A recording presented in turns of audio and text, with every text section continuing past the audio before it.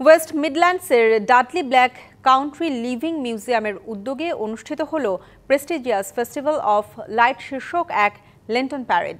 এতে রয়্যাল বেঙ্গল টাইগারের প্রতিকৃতি নিয়ে ফেস্টিভ্যালে অংশ নেন পূর্বানাথ।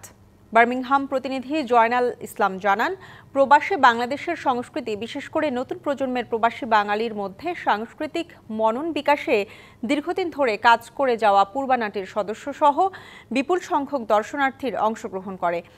টাইগার অন দ্য মুভ নাম দিয়ে বাংলাদেশের রয়্যাল বেঙ্গল টাইগারের আদলে নির্মিত নান্দনিক ও দৃষ্টিনন্দন বিভিন্ন কারুকার্য প্রদর্শন করা হয়। ফেস্টিভ্যালে উপস্থিত ছিলেন পূর্বানাটের প্রধান নির্বাহী নাট্যকার মুরাদ খান, ডাইরেক্টর রাজীব জেপ্তিক, রিসনা হক, আবু হায়দার চৌধুরী সুইট সহ আরও অনেকেই। এ ধরনের আয়োজনের মাধ্যমে ব্রিটিশ মূলধারার কৃষ্টি ও সংস্কৃতির সাথে ব্রিটিশ বাঙালি নতুন প্রজন্মের একটি সেতু বন্ধন সৃষ্টি হবে বলে অনেকেই মনে করেন।